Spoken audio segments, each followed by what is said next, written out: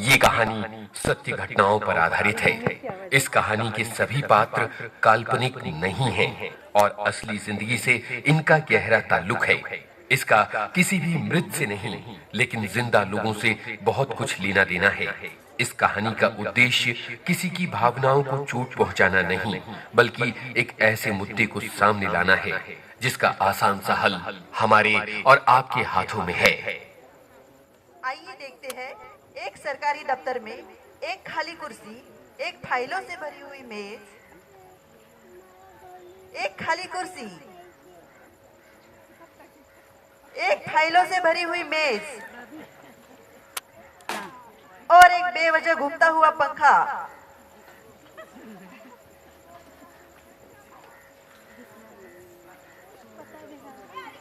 मैं बीच में आई हूँ। कुर्सी के हाथ पर सूखता हुआ रुमाल इस बात का सबूत है कि महाशय शायद सफर की धूल झाड़कर चाय पीने गए हैं। वर्मा जी,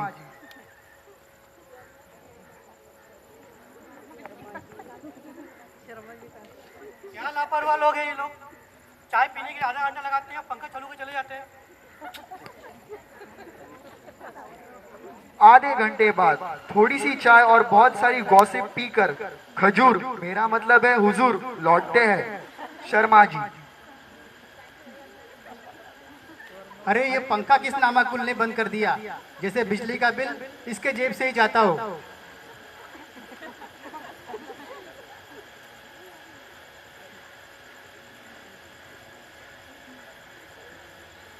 12:30 बजे। अरे यार लंच का समय नजदीक आ गया है, देखते हैं आज भाग्यवान ने टिफिन में क्या दिया है। ये तो इनकी रोज की ओवर एक्टिंग है। सुबह का खाना खुद ही बनाते हैं और भाग्यवान के तारीफों के पुल बांधते रहते हैं। नहीं तो ये जानते हैं कि भाग्यवान इनको भगवान की याद दिला देगी। शर्मा जी टिफिन लेकर कैंटीन की ओर चल पड़ते हैं।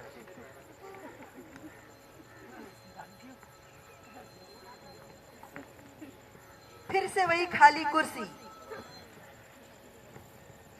वही फाइलों से भरी हुई मेज और एक बेवजह घूमता हुआ पंखा।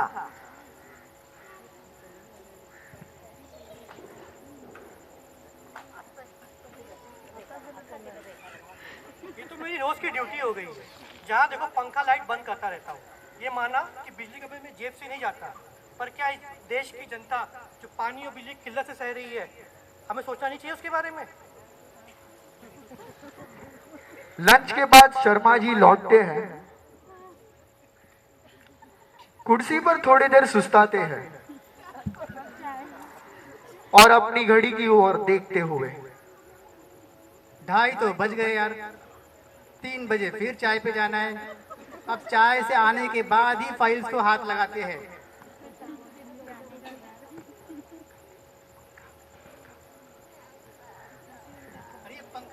अरे ये पंखा किस नामाकुल ने बंद कर दिया। 3 बजे। यार ये 3 बजे की चाय का भी अलग ही मजा है। शायद ये इस बात की खुशी होती है कि चलो आज का दिन तो भर गया। फिर से वही खाली कुर्सी,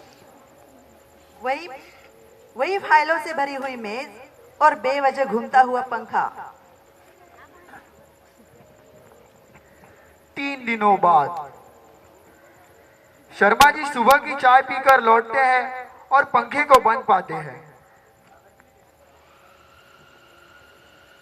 आज ना मैं इस पंखा बंद करने वाले को रंगे हाथी पकड़ता हूँ।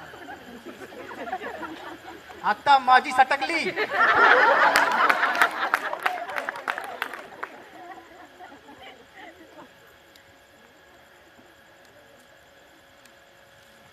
शर्मा जी फाइल लेकर काम करने लगते हैं। और शर्मा जी सूरज कहाँ से निकला आज? जहाँ से रोज निकलता है, पूरब से। नहीं नहीं, मुझे लगा शायद पश्चिम से। क्यों? आज आप काम कर रहे हैं ना, तो शक हुआ मुझे। अरे नहीं यार, आज पगार मिलने वाली है, सोचा कुछ तो न्याय करूं। ये भगवान, इनको को समझा, कहाँ है तू? मैं तो नहीं हूँ इंसानों में बिकता हूँ मैं तो इन दुकानों में, मैं तो नहीं हूँ इंसानों में। बिकता हूँ मैं तो इन दुकानों में। दुनिया बनाई मैंने हाथों से, मिट्टी से नहीं जज्बातों से। फिर रहा हूँ ढूंढता मेरे निशान, है कहाँ मेरे निशान, है कहाँ मेरे निशान।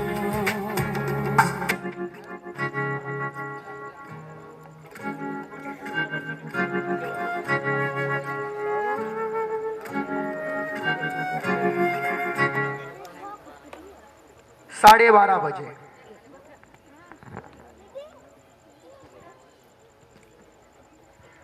चलो भाई, लंच का समय हो गया है, मैं निकलता हूँ। शर्मा जी टिफिन लेकर चुपचाप पंखा बंद करने वाले का इंतजार करते हैं। एक मिनट अभी नहीं।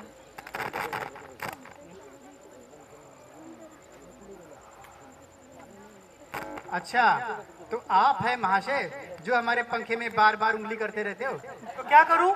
जब देखो आप चले जाते खाना खाने, पंखा कौन बंद करेगा? अभी रुको थोड़ी देर। बेवजह घूमता हुआ पंखा क्यों? भाई मेरे बेवजह नहीं घूमता ये पंखा, इसके पीछे एक बहुत बड़ी वजह है। वो क्या है ना, जब भी साफ ग्राउंड पे निकलते हैं मैं तो कुर्सी पे होता हूँ नहीं। कम से कम ये घूमता हुआ पंखा इस बात का सबूत होता है कि मैं यहीं कहीं आसपास हूँ, समझे कि नहीं? वाह, क्या रीजन है, गार्डन हो गया। तो फिर तय रहा, आज के बाद से आप मेरे पंखे को हाथ नहीं लगाओगे। ये तो गलत बात है, आपको अंदाजा नहीं आप कितनी बिजली व्यर्थ करते हैं। देखो भाई, बिजली सरकार देती है और बिल भी वही भरती है, इसमें तुम्हारा और मेरा क्या जाता है? जो कह रहे हो ना, सोच के देखो, तो तुम्हारा और मेरा ही जाता है टैक्स का पैसा। तो तुम लोग क्या चाहते हो, मैं दिन भर कुर्सी पर बैठ के हवाई खाते रहूं? नहीं नहीं, मैं सिर्फ इतना कह रहा हूँ, जब भी आप जाओ पंखा लाइट बंद करके जाओ। अरे भाई, तुम्हें कोई काम धाम है कि नहीं? तुम तो मेरे पीछे ही पड़ गए। अगर मैं ये कहूँ कि भगवान ने मुझे तुम्हारे पीछे छोड़ा है तो क्या मतलब? पहले मैं सवालों का जवाब दो, फिर बताऊंगा। नहीं दूंगा, तुम होते कौन है सवाल पूछने वाले? चलो पूछ लो हमारा गाँव कौन सा है? मेरे गांव का नाम है ढोलकपुर। ढोलकपुर? हाँ ढोलकपुर, वही छोटा भीम वाला ढोलकपुर। बहुत कार्टून देखने लगे हो आजकल। छोड़ो, तुम्हारे गांव में फसल कौन सी उगती है? चावल, सोयाबीन वगैरह वगैरह। गांव में बिजली पहुंचती है? अरे कहाँ पहुंचती है, रात बेरात कभी भी काट दी जाती है। फिर खेतों को पानी कहाँ से मिलता है? जब भी बिजली आती है 2-3 दिनों में एक बार, तुरंत खेतों में पहुँच के सारे काम निपटाने पड़ते हैं। तो गाँव वालों ने कुछ समस्या पे काम नहीं किया तुम्हारे? किया तो है, पर कोई फायदा नहीं। सरकार कहती है बिजली की कमी है, कटौती तो करनी ही पड़ेगी। गांव गांव की बिजली काट के शहर को 24 घंटे उपलब्ध कराई जाती है। कमाल का न्याय है। जो किसान इन शहर वासियों के लिए अनाज पैदा करता है, उसे ही बिजली नहीं मिलती। कैसे मिलेगी? आप जो बिजली व्यर्थ करते हो, जब बिजली बचाओगे तब किसानों को मिलेगी। किसान फसल उगाएगा, तभी तो महंगाई कम होगी। तो तुम्हारा ये कहना है कि मेरा ये पंखा बंद रखने से मेरे पूरे गांव को बिजली मिल जाएगी? शर्मा जी, आपको क्या लगता है कि आपको इस बातों में कोई सरोकार नहीं है? 100 में से 80% लोगों को ये लगता है कि मेरे इससे क्या होगा, पर अगर 80% लोगों ने बिजली की व्यर्थता कम कर दी तो शायद हमारे गांव को पानी मिल जाएगी। गांव को आपकी बिजली, क्या सारे लोग गांव को पानी मिल जाएगी? आपने तो मेरी आंखें ही खोल दी। मेरा ध्यान कभी भी इन सब बातों पे कभी गया ही नहीं। सचमुच हम खुद नहीं जानते कि हमारे गांव में बिजली ना होने की वजह हम खुद हैं। अब से कल से मेरा ये तय रहा कि पूरे ऑफिस में कहीं भी कोई भी पंखा आपको बिजली व्यर्थ करते हुए कोई नजर नहीं आएगा। कल से क्यों, आज से, अभी से। और बदलाव की शुरुआत आपसे, हमसे, आज से होनी चाहिए। लेकिन वर्मा जी, एक बहुत बड़ी मुश्किल है, ये तो बताइए कि हम कुछ लोगों से कैसे कहें कि आप बिजली बचाइए? आप समझ रहे हो ना? देखिए शर्मा जी, जब भी आपको लगे कहीं व्यर्थ बिजली नुकसान हो रहा है, तब उनसे एक चीज तो पूछ ही सकते हो, भाई साहब आपका गांव कहाँ है? थैंक यू, धन्यवाद।